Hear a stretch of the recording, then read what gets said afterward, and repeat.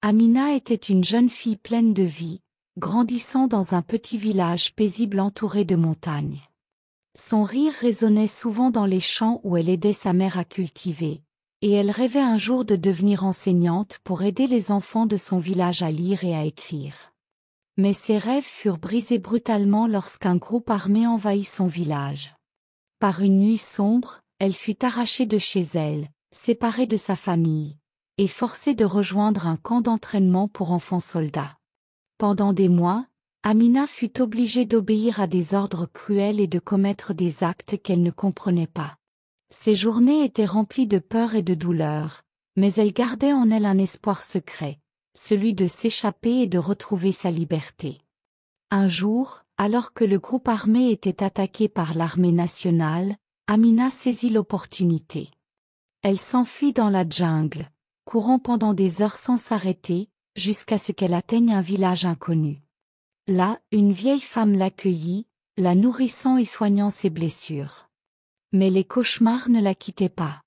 Amina portait en elle une culpabilité profonde, hantée par ce qu'elle avait vécu.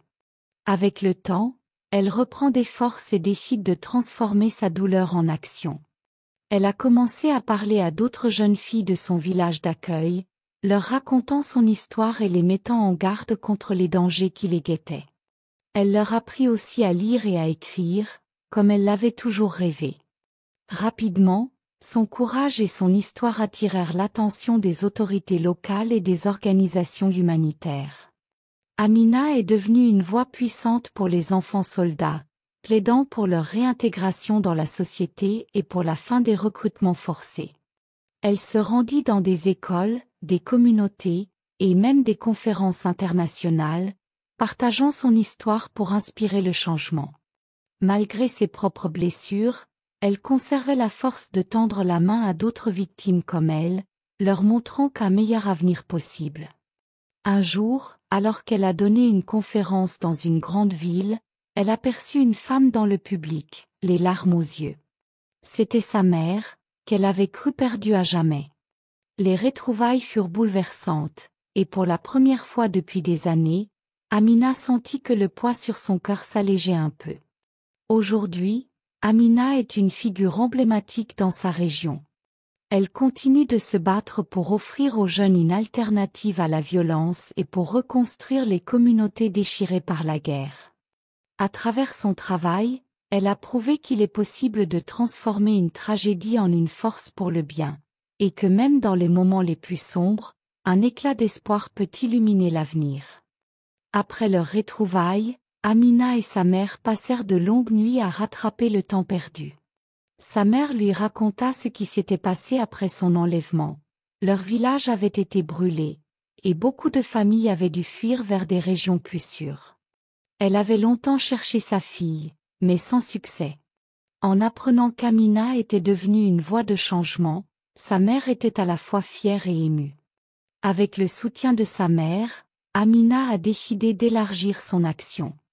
Elle retourne dans les zones les plus reculées, là où la guerre avait laissé des cicatrices profondes, pour rencontrer d'autres jeunes filles garçons et traumatisées par les conflits.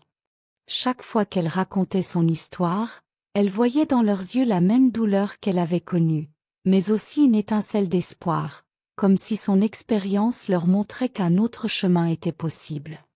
Un jour, lors d'une de ses visites, elle rencontra un garçon à peine 10 ans, maigre et silencieux, qui refusait de parler. Il avait été recruté de force, comme elle, et portait une immense culpabilité. Amina reconnut immédiatement son regard, car elle avait ressenti la même chose des années précédentes. Avec patience, elle s'assit à ses côtés, partageant son propre vécu et l'encourageant à libérer son cœur.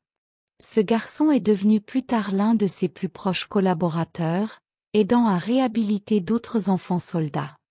Amina entreprit également de construire des centres d'éducation et de réhabilitation pour les enfants touchés par les conflits.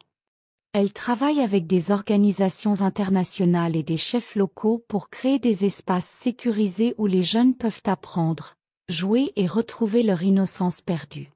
Ces centres devinrent rapidement des lieux d'espoir, attirant non seulement les enfants, mais aussi les parents qui cherchaient à reconstruire leur famille. Cependant, son travail ne fut pas sans défi. Certains chefs de milice voyaient en elle une menace et tentaient de saboter ses efforts. Amina a reçu des menaces, mais elle ne céda jamais à la peur. Elle avait déjà survécu à l'impensable et refusait de laisser l'intimidation détourner son chemin. Sa détermination lui gagna le respect de nombreux dirigeants communautaires, qui commencèrent à l'appuyer dans ses initiatives. Finalement, Amina fut invitée à parler devant des dirigeants mondiaux lors d'une conférence sur la paix en Afrique. Elle se tenait sur la scène, le cœur battant, mais avec la conviction que sa voix portait celle de milliers d'enfants sans voix. Elle explique que la réhabilitation des enfants soldats et l'éducation des jeunes étaient les clés pour rompre le cycle de la violence. Son discours, empli d'émotion et d'espoir, touche profondément l'audience.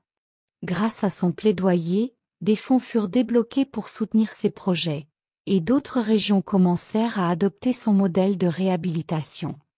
Amina vit enfin les fruits de son travail, des enfants qui riaient à nouveau, des villages qui se reconstruisaient, et des familles qui retrouvaient une raison d'espérer. Au fil des années, Amina continue à voyager, à enseigner et à inspirer. Elle savait que son combat ne prendrait jamais fin, mais cela ne la décourageait pas. Chaque enfant sauvé, chaque vie transformée lui rappelait pourquoi elle avait survécu à l'enfer. Elle aimait répéter une phrase qu'elle avait apprise de sa mère. Même dans les cendres, une graine peut germer et devenir un arbre. Amina était cette graine, et son arbre, désormais grand et robuste, donnant de l'ombre et des fruits à tous ceux qui en avaient besoin. Sa vie est devenue un symbole de résilience, de transformation et d'amour pour l'humanité. Au crépuscule de sa vie, Amina était assise sous un grand baobab, entourée d'enfants qui l'écoutaient avec émerveillement. Son visage, marqué par les épreuves et le temps, reflétait une sagesse profonde et une paix intérieure qu'elle avait mis des années à atteindre. Elle aimait raconter des histoires aux jeunes générations, non seulement pour leur transmettre des leçons, mais aussi pour leur rappeler qu'ils avaient le pouvoir de chat. Dans le village où elle vivait désormais, Amina était devenue une figure presque légendaire.